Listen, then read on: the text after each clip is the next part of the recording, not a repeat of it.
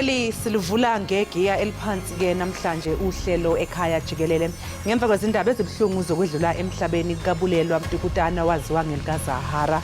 Lomculi waduma kakhulu Mbukeli ngengoma yakhe emnandi ethi Loliwe. Lomculi wazakhela igama wabusisa abantu abaningi ngomculo wakhe. Igama lohlelo ke ekhaya Jikelele kanti mina nguNoxolo wakwamwali uMantshiko ungaxoshi ihlaba nganemhlophe qwa intokazi yale undini esishamphethe sifundazwe esidala. Angihambi ke ngedwa ngihamba nomadlongothi ukholosa wakwaLubisi. Ewe injalo Mbukeli masibulise namhlanje umhla weshumi elinesibini kule yomnga. Nyanzelekile kaloku Mbukeli into yokuba sibulale ngoba sibulele ngokuba sithe sanako ukulibona olwanamhlanje usuku ngokuba kaloku bambi abalibonanga. Ngalentsasa sivuka ngeendaba ezikraka zokuba enye yemvume ezinkulu kweli uZahara njengeko kaloku seyitshila uGqawam uye wabe kanti uyibekile inqawe phezolo. Okumbukeli kuze emva kokuba le mvumi iye yabe kanti ingena esibhedlele kwiveki nje ezimbini ezidlulileyo ngenxa yemiba enento yokwenza nesibindi. Kusapho izalamane nakubalandeli sithi yanga ningalala ngenxeba akuhlanga lungehlanga. Elinye ke Mbukeli lamanqaku esakuniphathela wona ngumba wengqongqothela yomgaqo-nkqubo ye-IFP neyagqityelwa kwisithuba esingaphezulu kweminyaka 10 edlulileyo. Masingene endimeni. Asibheke Mbukeli ehamba phambili kuleli hora.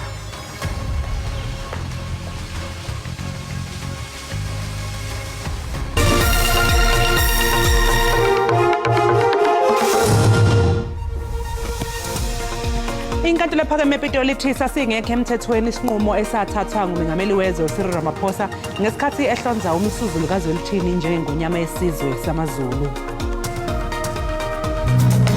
Awusafulo umzi wakho abantwana bakho bebekhala ubusuku bonke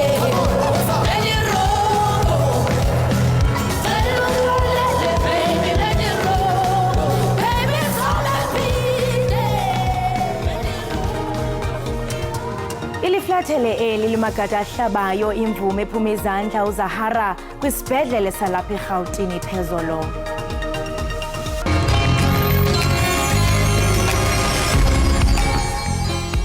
Lutshani nginguleno sigushetshelo umhatsho ikwekwezi FM emthonjeni 9 to 12.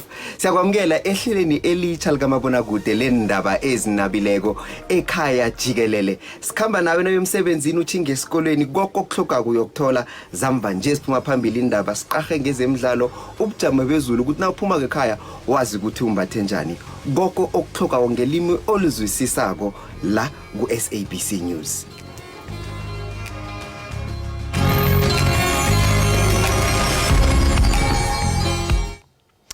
Inkantolo ephakeme yasePitoli isinqumo ukuthi sasingekho emthethweni isinqumo sikamengameli wezwe uCyril Ramaphosa sokugcoba ingonyama uMisuzulu kaZwelithini njengesilo sesizwe samaZulu.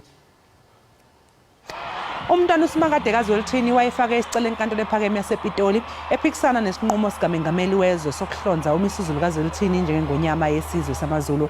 Abameli bakhe batshela inkantolo ukuthi isinqumo sakhe sasingacabangisiswanga. Umengameli wasiphikisa lesi sicelo ethi kwalandula yonke imigomo nemidanti yasendlunkulu elawula ukuqokwa kwesilo kanye nokuthi kwakungekho kungenziwa uguqula isimo sikamengameli. Ingonyama ke yesizwe samaZulu uyahlonzwa uhulumeni kulesi sikhundla ngoNdasa ngo-2022. Umphathiswa wesebe lezobugcisa nenkcubeko uZizi kodwa vakalise amazwi ovelwani ngokusweleka kwentshatsheli yomculo ubulelwa Mtukutana nozenzele igama lakhe njengoZahara.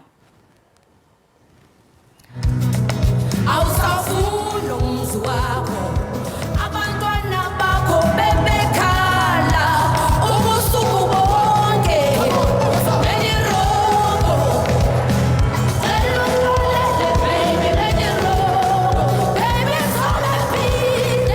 Nelson Mandela, Dada Madiba, father of the nation. Nelson Mandela. uZahara unabela uqaqaqa ngokusuku bangomvulo eneminyaka engama-36 kwisibhedlele saseRhawutini. Le mvumi yazuza indumasi yazidalela uthando kwiintliziyo zabantu beli ngethuba ikhupha ingoma yesihloko sithi Loliwe. Kukholelwa ukuba ungeniswe kwisibhedlele kwiiveki ezimbini ezidlulileyo ngenxa yengxaki yesibindi sakhe. UZahara ukhuphe amacwecwe amnandi ukusuka kwelokuqala elithi Loliwe elakhutshwa ngonyaka ka-2011 ukuya kwelesihlanu Inqaba Yam ngonyaka ka-2021. Wongwa ke ngeembasa zomculo zoMzantsi Afrika ezili-17, iimbasa ezintathu zeMetro FM kunye neNigerian Entertainment Awards. Usapho ke alikabhengezi usuku lwenkonzo yesikhumbuzo kunye nomhla womngcwabo. Nelson Mandela, Dada Madiba, father of the nation. Kawela Makawa, so Dada Siwatanda, Akekofana now. Kawela Makawa. Abaholi be-IFP kanye nezithunywa zamalungu eqembu sebeqalile ukutheleka emhlathuze njengoba iqembu lizosingatha ingqungquthela yalo yenqubomgomo ezothatha izinsuku ezimbili bese kuphela iminyaka engaphezulu kwe-10 selokhu iqembu iNkatha Freedom Party lagcina ukubamba lomhlangano wenqubomgomo. Zilinganiselwa ngaphezulu kwama500 izithunywa zamalungu e-IFP ezizokuba yingxenye yomhlangano wenqubomgomo yeqembu ozoqala kusasa eMbizo Conference Center empangeni. Sesifike esigabeni ke la sinenkolelo yokuthi iqembu uzinzo selifinyelele khona ngendlela efanele nokuthi inhlaka zeqembu zikhona ngendlela efanele. Kwakuwumsebenzi lo esasibekele ukuthi uqale ngonyaka ka2020 kodwa ke ngesizathu sokuthi ke kwaba khona ubhubhane lweCovid inhlelo zethu zaphazamiseka. Amakomiti ke kuyiwona aqondene nodaba lokubuya kwezwa kwemigomo beloyisebenza ke kulezi inyanga ezu18 ezedlule. Kanti odabeni lwesinqumo senkantolo ukuqoka kwesilo uMisizulu kaZulu ithini njengengonyama yamaZulu akukho emthethweni. iIFP ithe izodedela indlunkulu kaZulu ekutheni kube yiyona ezothatha isinyathelo esilandelayo.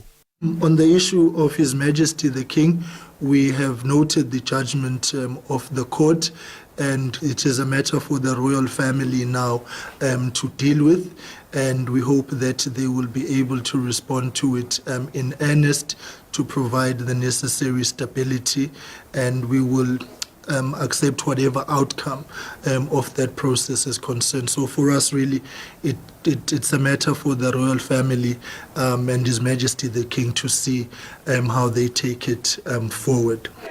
Umhlangano we-IFP weinsuku ezimbili ukubhunga ngenqubomgomo yeqembu uzophothulwa ngoLwesithathu.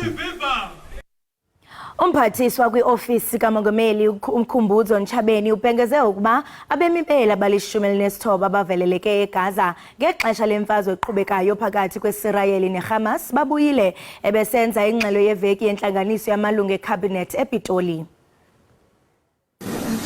Ungqongqoshe udalule ukuthi iCabinet likushayele ihlombe ukubuya kwezakhamuzi zakuleli eziyi-19 ebezivaleleke eGaza ngenxa yempi. Cabinet welcomed the arrival back home of 19 South Africans who had been stuck in Gaza.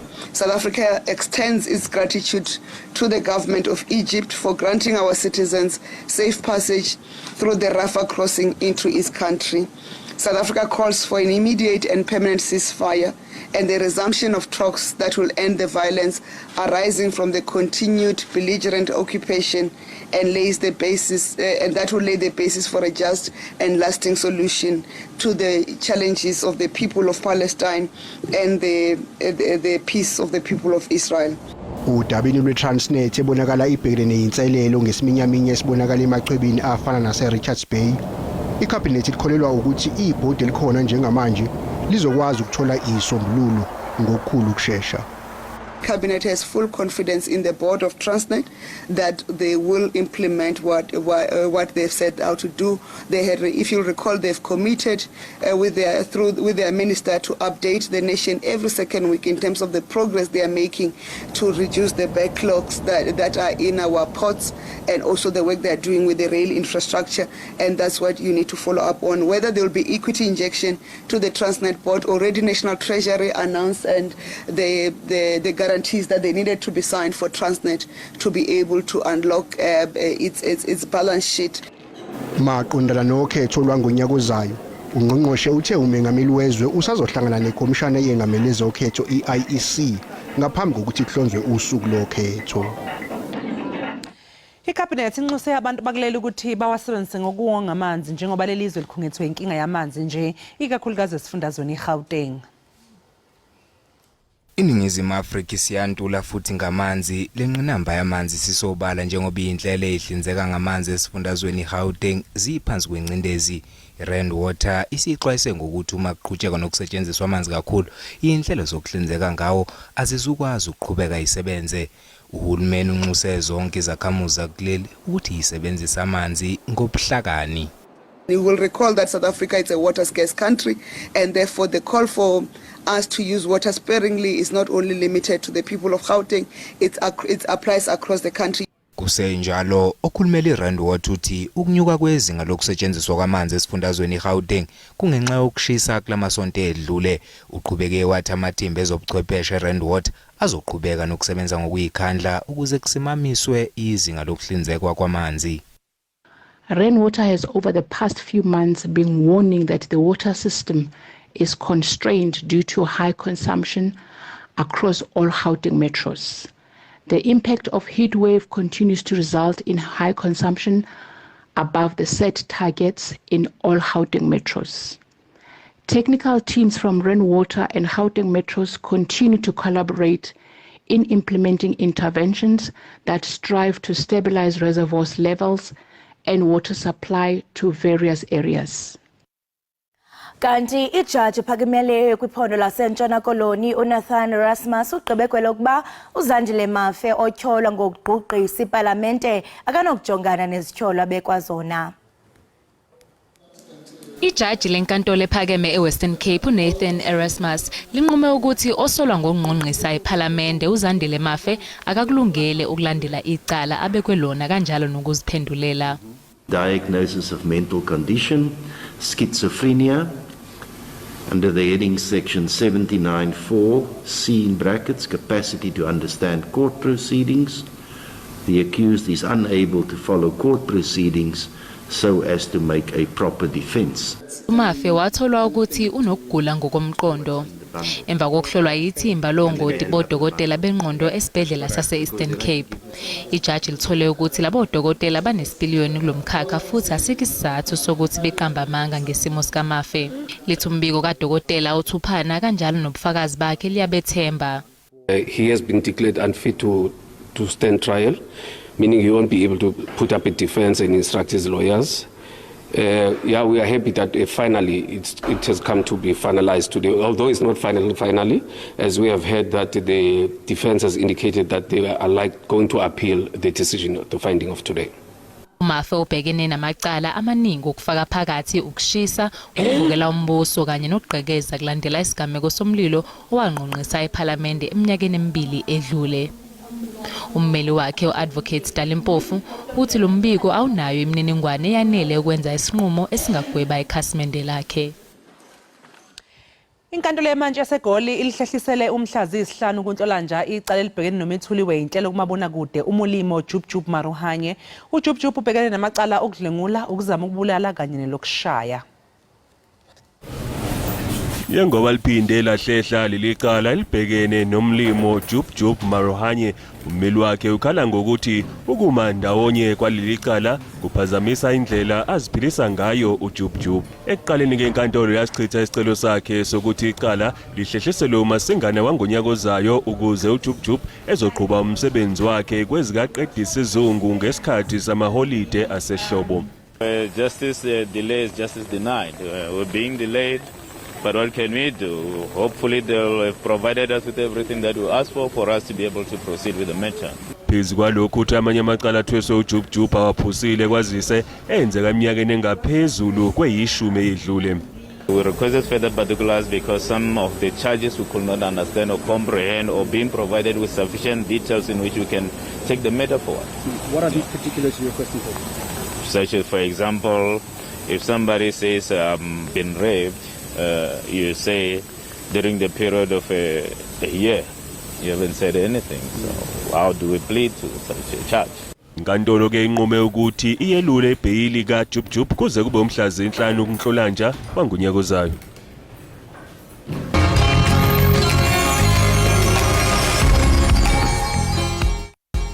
Sibambe ngazo zozibini mbukeli ngokuba kanti usahleli nathi njengokuba ke sele kuzaqalisa iholide zehlebo izixeko ke zoMzantsi Afrika zenza inzame zokutsala abakhenkethi enye into ke abadla ngokuyenza kokufaka izibane ezimabalabala zokuhombisa izixeko ebusuku sithetha nje umasipala ombaxa waseBuffalo City kulindeleke kuba achithe imali ekwi 5.11 yezigidi 5.11 million zerandi mbukeli ufaka ezizibane ukutsala abakhenkethi uqonda banzi ke ngezi zicwangciso siqhagamshelana nesithethi salo masipala ukhona kaloku uSamkelo Ngwenya Samkelo masikubulise sikwamkele enkqubeni ekhaya Jikelele. Ndiyabulisa kholosa ndiyabulisa nakubaphulaphuli nababukeli ndiyabulela ngelithuba. Iyakhwanqisa indaba ye 5.111 million. Njengoba kuzawuchitha imali engaka ukufaka ezizibane ingaba zibaleke kangako mhlawumbe ukuba nide nichithe imali yezigidi zerandi ngicela nje usicacisele ngokubaleka kwezizibane kwaye nje noba ungasinikeza a summary breakdown into yobana le 5.111 million yenze ntoni kwezizibane. Xa ujonga indleko zokufakela izibane ezilolu hlobo ingakumbi kwisixeko esifana ngathi esiseMonti nesicimba fana bana zezinye zezixeko ezincinci nezisecaleni eziye zikompithe nesixeko ezikhulu zokubana zitsala abakhankithi balekile into yobana sibe nayo into bana abantu esabatsala ngayo kwenzela bakwazi ukuza kuthi rhoqo ke siye senze ibudget yokubana sifake ezi zibane zibhanyabhanye neza kutsala abantu babe lapha asisifaki nje kwizitalato zaseMonti kuphela sisifaka kunxweme lonke laseBuffalo City sikhuphe izitalato ezifana no-Oxford Street ne-Esplanade kwakhona sizifake kwidolophana ezincinci ezifana noPonce sizifake kwakhona naselokishini efana noMdantsane sihlala inyanga ezintathu ukuqala ngoNovember yokutsho ngoFebruary kwakhona sisebenzisa abantu abaliqela nabaninzi abazawusincedisa into yokubana zihlale ezizibane zilayitile kwakhona enye into ebalulekileyo kule nto into yokubana funeka ujonge nomsebenzi esifuneka siwenzile kuba silayitwa umhla nezolo ubusuku bonke eyona ndingamandla ke nesi-investe kakhulu kwelaa cala liphaya elwandle nalapho sinento ebhanyabhanya iyona ke itsala abantu kakhulu uyawufumanisa ke into yokubana silindela umzekelo kulo nyaka kupheleyo sifumane abantu kwelaa nxweme nje kuphela abapha ku-300,000 bezokhwela itreyini bezokubuka izibane zethu saziwa ke kwilizwe lonke nakwihlabathi lonke jikelele njengabantu abanizibane ezibhanyabhanya kwaye yiyo lento leyo sisebenzisa imali engayo ukwenzela into yokubana sizokufumana inzuzo esiyiqikelelayo xa uthikelela le 5 million iphaa kwinto eziphaa ko-100 million so sicinga fanele uba ke amashishini aseBuffalo City nahleli ehlupheka kakhulu azuza nabantu balapha azuza kakhulu azuza futhi ngaphaya kokuqonda sesithelekisa imali esiyisebenzisayo kunye nengeniso.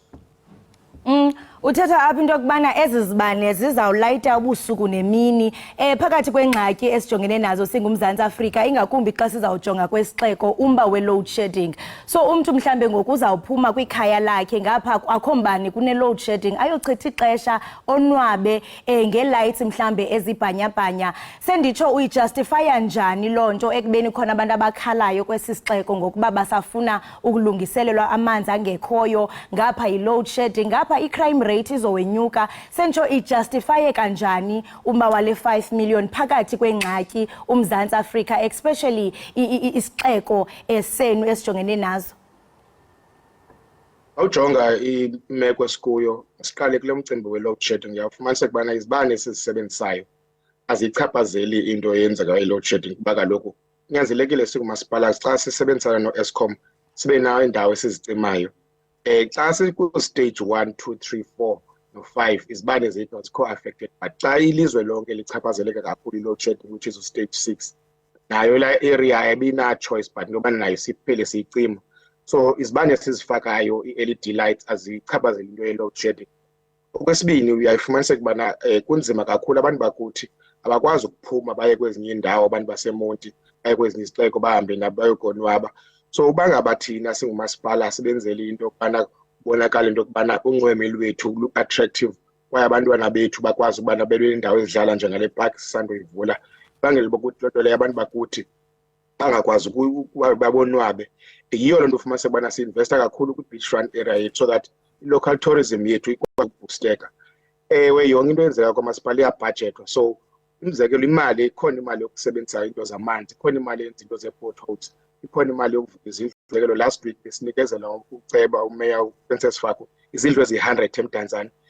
Delivery yaqhuba ne-lights kodwa zibalulekile because uhlunyuka apha eMonti uthethe nosomashishini, uthethe nabantu abakhenkethayo nabafikayo.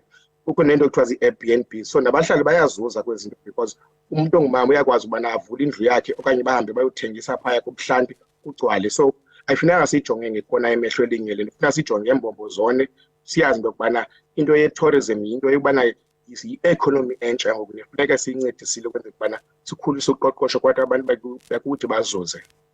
Uthetha apha ngokutsala abakhenkethi, umbuzo ngokuba ingaba mhlawumbe ayikho na enye indlela ebeniyowenza ngayo ekongeni imali mhlawumbe kuba iyothusa kakhulu xa izawuthi 5.11. Kwaye xa nichitha imali ekufakweni kwezi zibane ingaba mhlawumbe sikhona isabelo mali sazo okanye niyitsale phi njengoko iholide ziza kuphela kungekudala. Ewe ndiyaqonda into yobana uthi ikhona imali ebekelwe umba we-tourism. Xa sijonga izixeko ezifana neJohannesburg neKuruleni baye bona babenyanzeleka into yokuba bayikhathe because of budget cuts and load shedding. Qoqo siyahlala phansi minyaka lesijonge into yokubana ingaba imali esiyichithayo iyakwazi ukulingana nenzuzo na, ingaba kwakhona sisenayo imali yokubana siyisebenzisele izinto eziloluqela.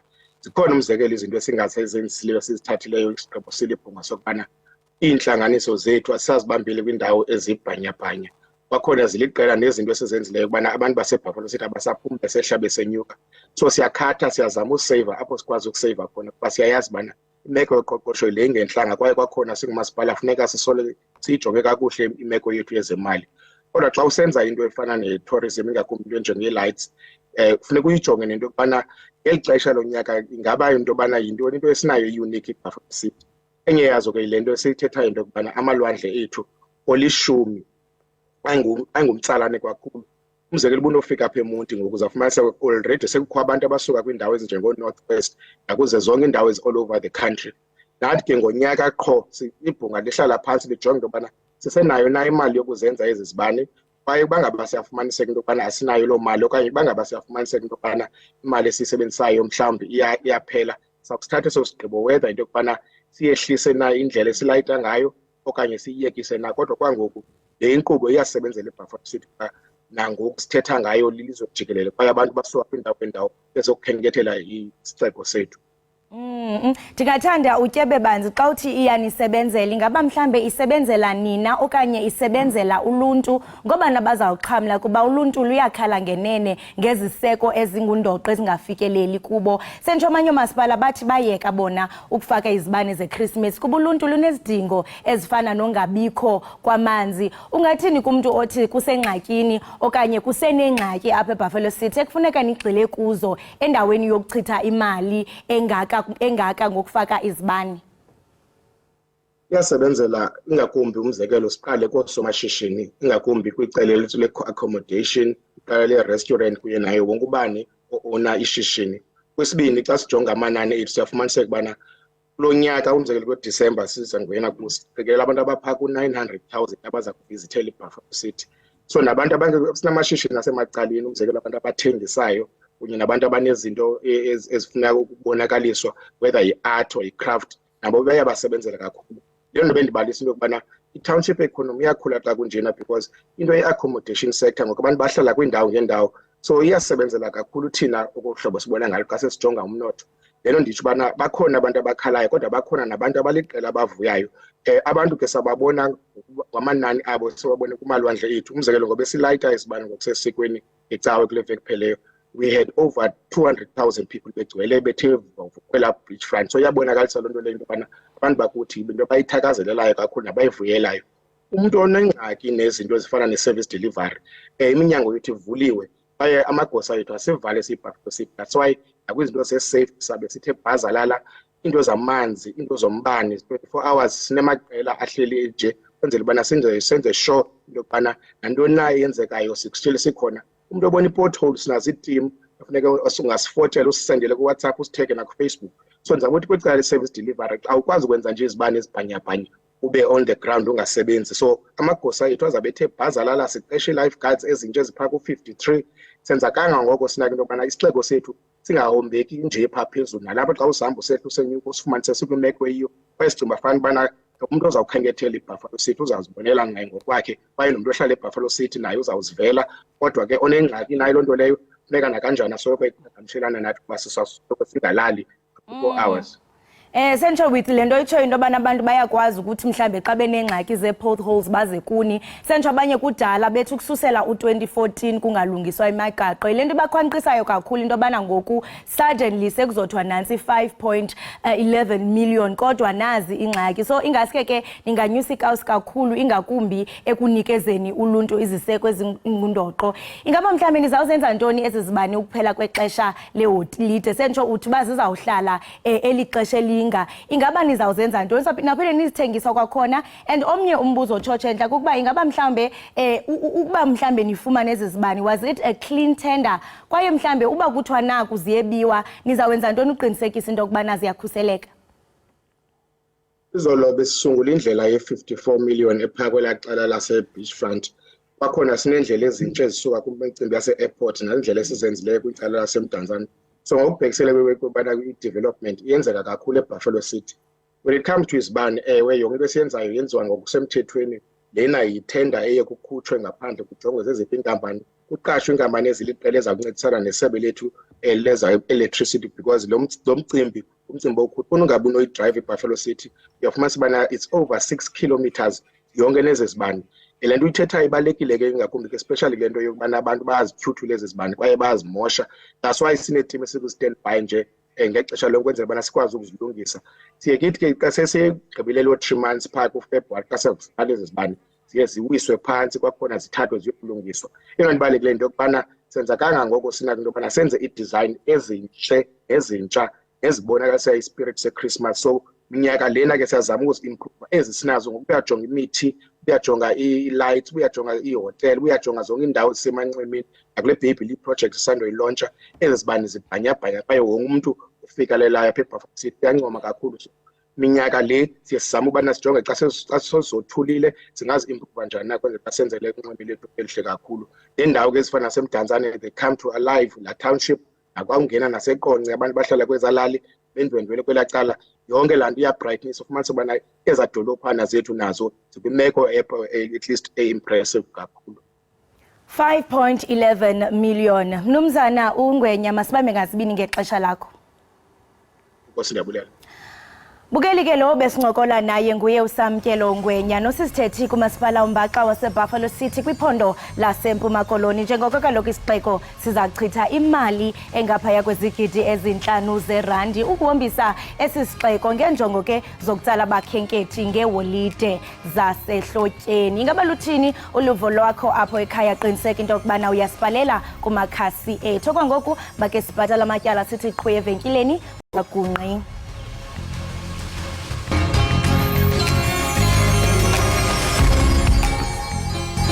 Siphinde sikwamukele mbukeli wekhaya Jikelele sibonga kakhulu ngokuthi usahlanganyele kanye nathi. Iqembu lezombusazwe iNkatha Freedom Party lizosingatha ingqungquthela yalo yenqubomgomo namhlanje empangeni kwaZulu Natal. Lapho ke kulindeleke ukuthi leli qembu elasungulwa inkosi uMangosuthu Buthelezi ongasekho lizobeke licubungula khona izinqumo zalo ngezinto ezenzekayo ezweni nokunye nje ke okuningi. iSABC ke ijube umhleli wayo wezokubuswa kwezwe uMzondile Mbetshe okungiyena ke oyokwethamela lengqungquthela. Sinayeke lapha ocingweni ukuze azosichazela kabanzi ngokulindelekile. Shandu asikubingelele sikwamukele lapha ekhaya Jikelele.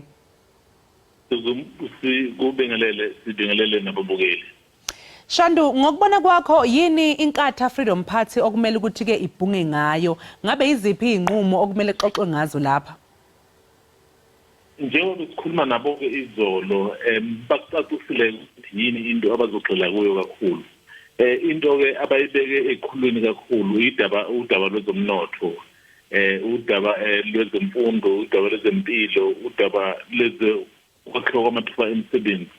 Uzokhumbula phela ukuthi babamanje lengqungquthela yenqubomgomo kusele nje cishe inyanga engathi ezinhlanu ukuthi siye okhethweni, ngoba phela siyazi ukuthi ngoMeyi liyaphela ihlandla nalokhulumeni okhona kodwa ke ngokwenkambiso emthethosisekelo bengakungenzeka mhlambe ukhetho bephakathi kaMeyi kuze kuyoshaya uAugust ngaphandle kuma ukuthi iParliament linquma ukuthi mhlambe lwenzeke ngaphambi kwalokho leli qembu ke lithi libona lisesimeni sokuthi ke linethuba lokuthi lingaba ingxenye kumbe lingaphatha mhlambe ikakhulukazi esifundazweni uma kungekhona ukuthi aliphathe esifundazweni licabanga ukuthi lingaba ingxenye kuze lonke yingakho ukuthi alubheke ukuthi lokhu okubalekile abantu baseNingizimu Afrika abakudingayo ngabe likuhlelele yini ingakho bezohlangana ukufakana imilomo namakhanda ukuthi yiziphi izinto ezibalekile eNingizimu Afrika okumele ibheke kuzo njengoba sazi ukuthi udaba lezomnotho ingqalasizinda kanye nezokusebenzi yikho kuhamba phambili. Shandu bese kuphele iminyaka engaphezulu kweyishumi kwabanjwa ingqungquthela inqubomgomo lapho eqenjini iNkatha Freedom Party ngokwakho kubona mhlawumbe ubona ukuthi isiphi isizathu salokho nanokuthi yini sibanjwa manje. Into abayishilo ke ngoba sibuzile lo mbuzo ukuthi kudala yagcina kubanjwa ingqungquthela elolu hlobo bathi ke babe nenhloso yokuthi bazoba nayo le ngqungquthela ngonyaka ka2020 uzokhumbula ke noxolo ukuthi kwaba nalolu bhubhane olukhulu ukhuvethe iCovid-19 eyabe isivimba ke yonke into eyayenzeka kodwa bathi ke into ababe sebeyenza ukuthi ke babe sebejuba ithimba labo elizobheka kabusha ukuthi yini okufanele beyihlele kabusha emgomeni yabo into ke egcine ekutheni ke bese bezobamba le ngqungquthela namhlanje kumbe kuleli viki ngani na ngoba isikhathi abesibekile ngo2020 asikwazanga ngenxa ye-COVID-19 okuyiyona eyavimba yonke into yingakho ke isizathu abasibekile ngesikhathi nathi sibahloma leyo mbuso. Ngokubona kwakho Shandu ubona ukuthi amalungu aqavile lapho eqembini iIFP ayamemukela yini uhlabisa njengomholi ngoba phela uye waqokwa imbabazane emahaqa. Uhlabisa njengoba sazi yena mholi weqembu leIFP akukho ke mhlambe okunye esikubonile naphezulu ukuthi ke siyazi ukuthi kukhona phela eqenjini mhlambe abafisa ukuthi ubuholi bakhe buphonsele inselelo kodwa ngicabanga ukuthi into abazoyenza manje ngicabanga ukuthi into abazoyenza njengamanje ukuthi ke bazoba imbumba ngesikhathi benzela ukulwela ukhetho ukuze bekwazi ke ukuthi ke mhlambe bephumelele okhethweni sikhuluma ke nababhekene nakho lokhu bakubekile ukuthi kungamampunge nje ukuthi kunabantu abangafuni kodwa ke uzokhumbula phela nathi angithi sineyethu imithombo siyazi ukuthi kukhona vele uma ithuba livela abawuzama ukuthola mhlambe ukuthi ke bemcele inselelo kodwa okwamanje yena mongameli weqembu futhi ke wonke umuntu ukhombisa okhona lapho ukhombisa ukwemukela lokho singazi-ke ngoba phela ke ithunywa ezingaphezulu kwa500 namhlanje noxolo zizobe sihlangana nazo uma ukuthi mhlawumbe khona okungahambisani nalokho abasitshele khona angicabanga ukuthi ithunywa zizohluleka ukuveza lokho. Lizokwenza njani ke iqembu iIFP okhethelwa ngonyaka ozayo Mbeje ngokubona kwakho?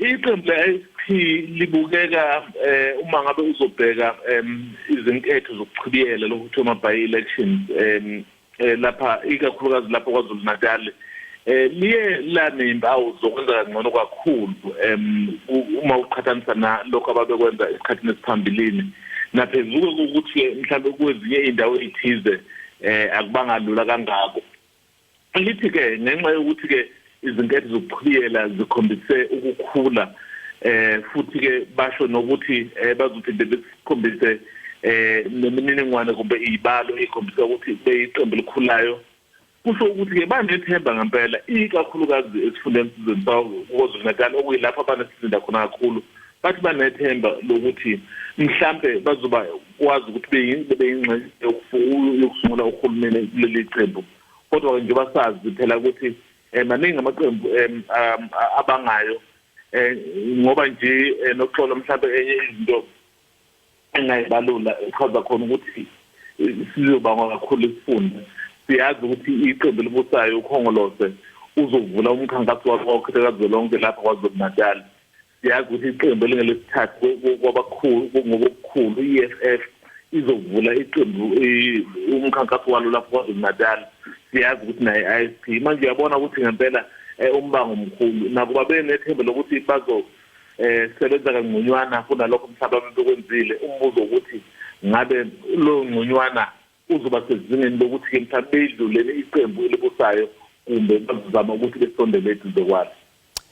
Uma ngabe ke siza odabeni Mbeje lokuthi kudabantwana bomntwana kwaphinda angene nabo abethe basebengena kwisigungu esiphezulu seqembu ngabe amalungu aqavile eqenjini uthini umuzwa wako ngalokhu bakwamukele akunankinga noma mhlawumbe kungaba enye izinto esingayibona idinga into kule ngqungquthela. Ukhumbule phela ukuthi lawo malungu ayivele angamalungu eqembu le-IFP akukhona ukuthi into enje akukhona ukuthi abantu abasuswe ndawana thize bazofakwa ba abantu abathatha ngokuthi basekhaya futhi ke ngoba wazi iqembu likhutshwa ngenqubomgomo yalo ayikhutshwa ngokuthi ubani okhona yebo umshayeli walo uyayibaluleke kodwa inqubomgomo ebalulekile mhlawumbe kulombuzo ubuzayo akhona ukuthi bafakwe bavele baqoshwe nje kodwa ba abantu vele abavele beyingxenye umehluko ukuthi mhlawumbe amaqhaza azothi sigqama abazonikwa wona abazowadlala kodwa hayi ukuthi ngoba beyabantu abasha eqendini. Manje uma ngathiwa kukhankaswa ngesithombe sikaHlabisa okhethweni ucabanga ukuthi amalungu eqembu azokwemukela yini lokhu noma ke balivotele ngobuningi futhi iqembu? Akekho umuntu ongazi ukuthi ikakhulukazi kubantu be-IFP akekho umuntu ongazi ukuthi umongameli wabo uHlabisa. Uzokhumbula ukuthi uHlabisa ube umongameli we-IFP esekhona naye umongameli ongasekho we-IFP uMangosuku Buthelezi. Umehluko bekuwukuthi ke ubebonakala njengomuntu obe yizwi mhlambe ekuyilona elelulekayo. Kodwa ke akekho umuntu ongazi ukuthi okungapheli kuyahlola njengamanje uma kuwukuthi awusebenzisi isithombe sikaHlabisa akusho ukuthi ingoba mhlambe bengamfuni kodwa ke into engangizwe beyishilo mhlambe bazoyishintsha ngoba banenqubomgomo yokhumbula ukuthi inqubomgomo ila abanamalungelo lokuthi bengashintsha ezinye izinto ezithize into ababeyishilo ukuthi bafisa ukuhlonipha iqhaza elabanjwa ubaba uButhelezi kodwa ke lokho okungasho ukuthi ma phela kungathiwa ikhanda likaButhelezi alikho ngeke bevote ngoba phela vele naphezu ukuthi umsunguli weqembu wayebalekile umuntu ongasekho vele iqembu kumele liqhubeke ngaphandle kwakhe into ke leyo engingacabanga ukuthi izoba nomthelela omkhulu ekuvoteni abantu nje abafisayo ukuvotela i-IFP bazovota kuyikhanda lakhe noma kungekho ikhanda lakhe. Kunabathileke futhi abathi izoshabalala njengamazolo ebona ilanga iIFP njengoba nje engasekho ushenge ubona kanjani wena? Akulona iqiniso lelo ukhumbule phela ukuthi iqembu likhandwa zinhlaka noxolo. Uma ngabe ukuthi inhlaka usuyibekile izona ezikwazi ukuthi ke zithuthukise iqembu. Kube ke mhlawumbe lokho okushiwoyo kuyiqiniso kungabe ke vele kwankompale ekhona ayisekho ngoba phela abantu kuyofithi sebelahle ithemba.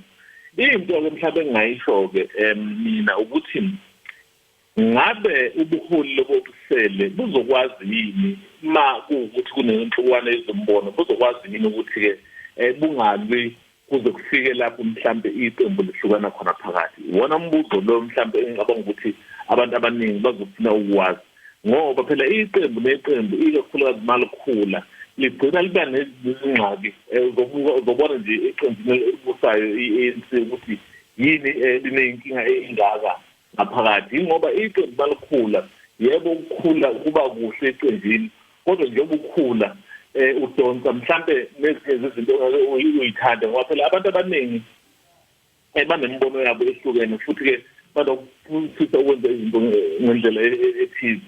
Angiboni ukuthi njengoba uButhelezi engasekho iqembu lizoshabalala ukhumbule ubevele engaseyena umongameli ube sewumuntu nje obelulekayo ngoba phela uyena owayemsunguli weqembu uma kuthi inhlaka zabo izolo ngeke ngakhuluma